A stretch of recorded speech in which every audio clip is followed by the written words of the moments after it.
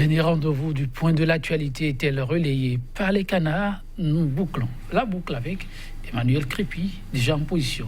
Emmanuel Crépy, bonjour. Bonjour Joël Yetondi, bonjour à tous ceux qui nous suivent. Et vous répondre à leur façon. Et merci pour la disponibilité. Je vous en prie.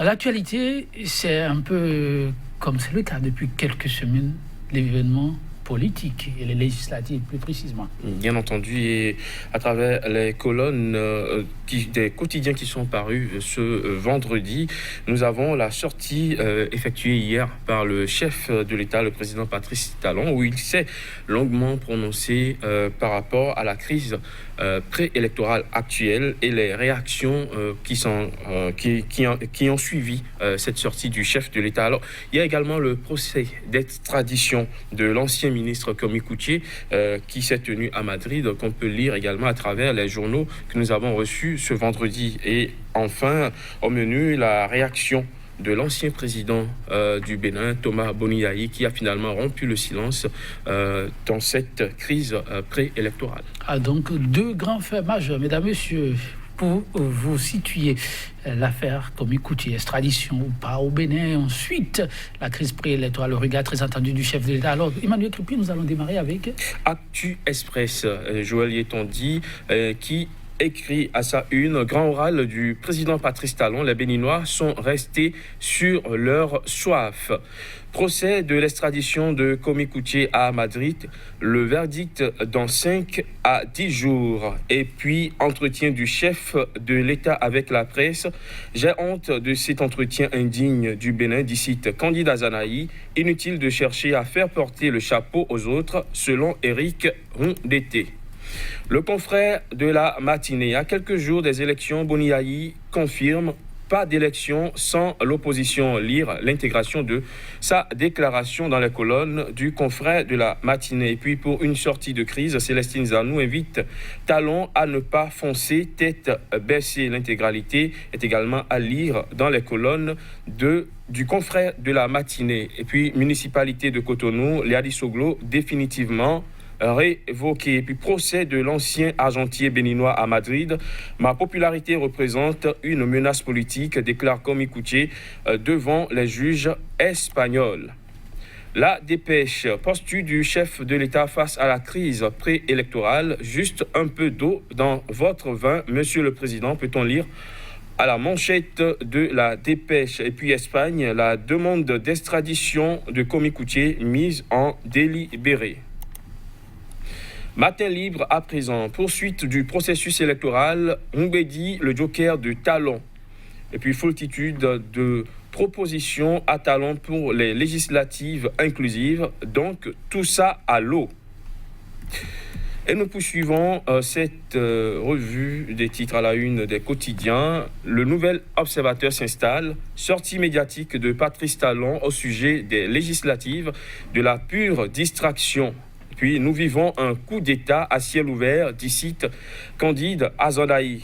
Élection non inclusive, le choix qui s'impose aux citoyens selon le politologue Mathias Ompé. Et puis distribution des cartes d'électeurs, pas une seule mouche sur les lieux. Crise préélectorale, Yahi met le grappin sur Talon. Nous terminons avec nouvelle mutation. Procès d'extradition de l'ancien ministre d'État, Komi Koutié, donne la raison des poursuites contre sa personne. Le procureur s'y oppose. La réaction du parti PIP. Suite à la sortie médiatique du chef de l'État, Éric Rondeté réagit et invite Talon à dire la vérité au peuple.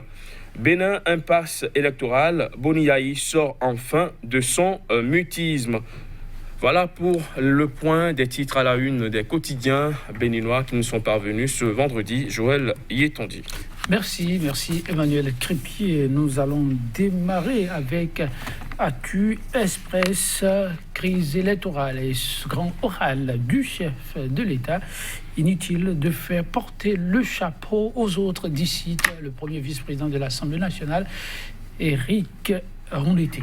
Bien entendu, c'est la déclaration de Éric Rondeté, comme vous venez de le dire, et cela montre l'impression que le député a eu hier en suivant le chef de l'État. Alors, ce que nous avons vu hier, c'était un chef d'État, mais pas un homme d'État en tant que tel. Les Béninois, ou du moins ceux qui avaient encore espoir que quelque chose pouvait encore changer, s'attendaient à voir un père de la nation s'adresser à son peuple. Mais ils se sont heurtés à un président de la République qui est resté égal à lui-même et qui croit dur comme fer que sa logique demeure une vérité universelle. Alors, on a vu un chef d'État qui a balayé du revers de la main toutes les formes de propositions de sortie de crise faites par d'éminentes personnalités, des constitutionnalistes, universitaires, politologues, acteurs politiques et acteurs de la société civile. On a vu un chef d'État plutôt partisan qui n'a pas su se mettre au-dessus de la mêlée, qui a voulu justifier coûte que coûte sa position par une interprétation de la Constitution dans des termes qui, on est tenté de le croire, qui l'arrangent. Alors, à l'arrivée, cette sortie du président Patrice Talon, qui était très entendue, n'a finalement rien apporté de nouveau à ce débat qui a cours durant cette crise préélectorale. Et quand on tient compte du moment choisi par le président Patrice Talon pour effectuer cette sortie, c'est-à-dire à la veille du démarrage de la campagne électorale de ces élections prévues pour se tenir le 28 avril prochain, on est tenté de croire que finalement cette sortie n'est qu'un signal au peuple pour lui dire en quelque sorte je ne reculerai devant rien. Alors ce que personnellement je retiens de cette sortie du chef de l'État, de ce show médiatique, c'est que le Bénin a un président qui ne sait pas écouter son peuple ou bien qui n'aime pas écouter son peuple. Donc, quoi qu'il en soit, le chef de l'État n'écoute pas son peuple. On a l'impression également, et c'est l'autre chose que je retiens, que le chef de l'État ne semble pas comprendre cette crise préélectorale qui s'installe au Bénin et qu'il reste fermé dans une bulle qui l'écarte de plus en plus de son peuple, une bulle qui le renferme de plus en plus sur ses intérêts personnels. Oui, Bâté libre qui reprend presque vos expressions, parlant des propositions qui étaient venues de part et d'autre en titrant foultitude de propositions à talent pour des législatives inclusives. Donc, tout ça à l'eau, s'exclame Maté libre. Et ensuite, de revenir avec ce titre, poursuite du processus électoral, Rumbedi, le joker de Talon. Rumbedi, le joker de Talon, ça c'est Matin Libre qui l'écrit. Mais ce que semble vouloir expliquer le journal, c'est qu'on attend toujours la position du président du PRD, le président de l'Assemblée nationale, dans cette crise qui a cours, alors que l'homme n'était pas au pays et il avait effectué un voyage du côté du Qatar. Il est rentré quand même, déjà, je crois, hier. Il était prévu qu'il fasse une déclaration, mais vu que le chef de l'État devait effectuer une sortie dans la journée, il a dû reporter et on attend la sortie de Maître Adrien Rumbedi pour ce vendredi. Mais déjà, on se demande bien qu'est-ce que le président du PRD pourrait dire finalement aujourd'hui pour changer les cours des choses. Beaucoup s'attendent à ce que il rejoigne l'opposition, mais d'autres pensent que c'est la meilleure occasion pour Adrien Rumbedi de montrer sa loyauté envers le chef de l'État, d'où le titre de Matin Libre, Rumbedi, le joker de Talon. Rumbedi, le joker de Talon, oui, sa réaction attendue, une autre attendue, lui il a gardé le silence depuis quelques jours, annoncé dimanche week-end écoulé pour donner un point de presse, il ne l'a pas fait, mais enfin, il aurait donné de la voix, et c'est le confrère de la matinée qui nous rapporte cela en filigrane, il titre ceci, pas d'élection sans l'opposition continue de marteler Boni Yayi. Bien entendu, l'ancien président de la République, Thomas Boni Yayi, l'une des voix qui compte quand même dans cette crise qui finit par faire sa sortie.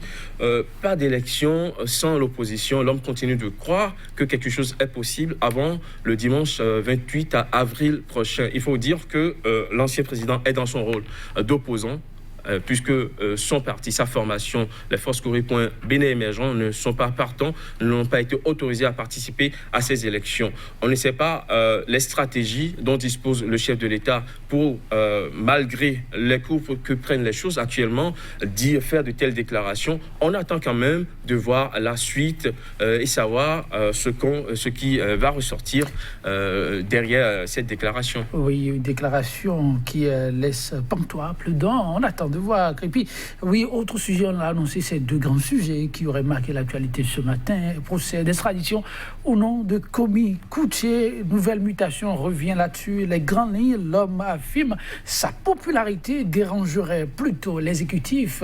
Ce qu'on lui reprocherait, ce n'est que pur canular, faisant penser à une expression d'antan.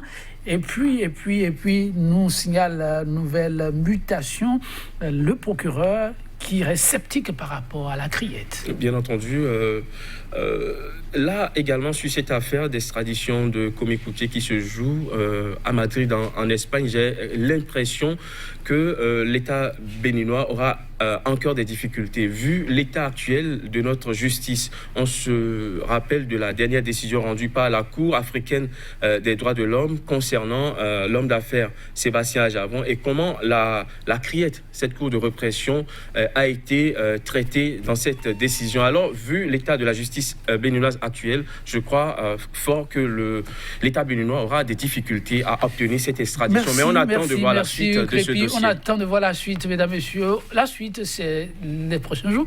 Déjà lundi, on sera peut-être un peu plus situé. À très bientôt.